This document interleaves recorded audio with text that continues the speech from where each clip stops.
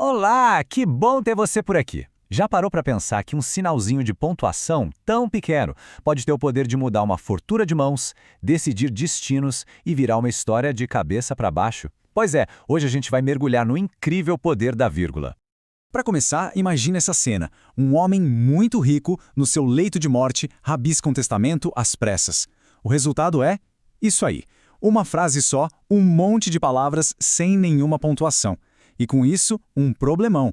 4 possíveis herdeiros e uma grana alta em jogo, começou a confusão.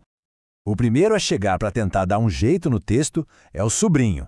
E ele, bem espertinho, tasca ali um ponto de interrogação, uma exclamação e pronto. Transforma a frase numa pergunta e se declara o único herdeiro. Astuto, não?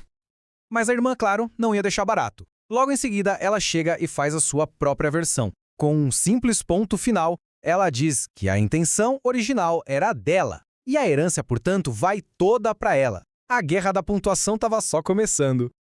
E quando a gente acha que não dá para complicar, a disputa ganha um novo personagem, o padeiro da cidade. Ele tinha uma conta antiga para receber do falecido e viu ali a sua chance de ouro. Com a pontuação dele, não importa para quem fosse a herança, a dívida dele ia ser paga. E para fechar com chave de ouro, os pobres da cidade entram na briga. Com uma jogada de mestre, eles usam a pontuação para anular todo mundo e reivindicar a fortuna. Olha que loucura! Uma única frase, 4 destinos totalmente diferentes, tudo dependendo de onde a vírgula cai. Essa história toda maluca do testamento não é só uma anedota engraçadinha. Ela mostra perfeitamente os dois lados da vírgula. Toda essa confusão acontece porque ela tem, digamos, 2 superpoderes que controlam como a gente lê e entende qualquer frase. Então, de um lado a gente tem a função sintática. Pensa na vírgula como uma arquiteta, organizando a estrutura da frase, colocando cada bloco no seu lugar. Do outro lado, tem a função semântica. Ela mexe com o significado, com a alma da frase. Entender esses 2 poderes é o segredo para a clareza total. Tá, mas como é que a gente sai da teoria e vai para a prática? Para dominar esse poder todo, não precisa decorar um manual de gramática, não. Existe um tipo de guia rápido com 5 regras essenciais que ajudam qualquer um a usar a vírgula com muito mais segurança. Esse aqui é o nosso mapa. Primeiro, separar itens. Segundo, isolar explicações. Terceiro, chamar alguém. Quarto, indicar um verbo que foi omitido.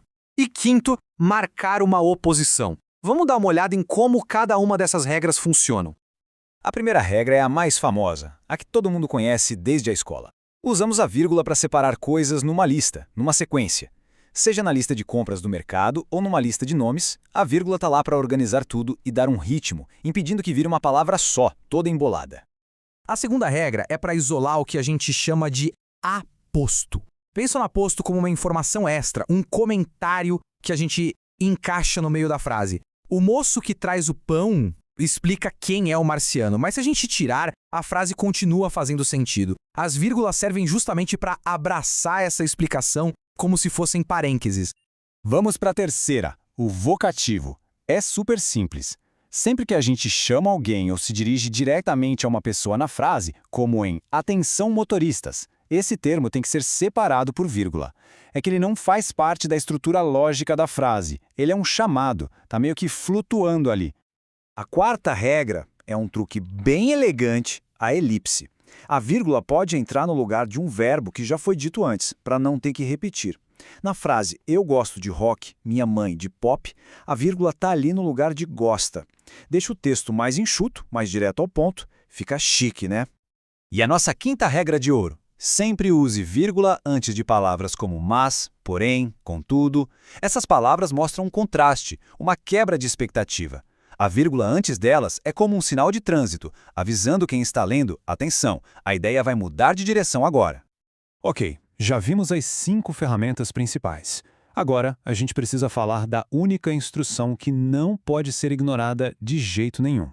Existe um erro que é considerado o pecado capital da pontuação. Uma regra que, se for quebrada, bagunça toda a estrutura da frase. E quando a gente diz nunca, é nunca mesmo. Essa regra é absoluta, porque ela protege o coração da frase, a sua lógica principal. Quebrar essa regra não é uma questão de estilo, é um erro de estrutura que acaba com a clareza de qualquer texto. Então, a regra é esta, a mais importante de todas. Nunca, jamais, em tempo algum, separe o sujeito do predicado com uma vírgula. João é o sujeito, quem faz a ação. Gosta de filmes e séries é o predicado, é a ação em si. Eles são unha e carne, a unidade básica da frase.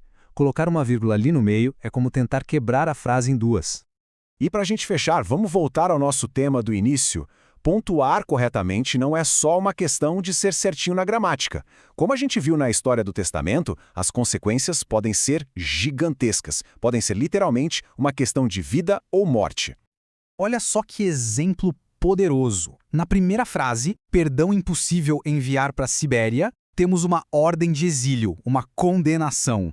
Na segunda, só mudando a vírgula de lugar, perdão impossível enviar para a Sibéria, a gente tem uma ordem de libertação, a salvação de uma pessoa decidida por uma vírgula.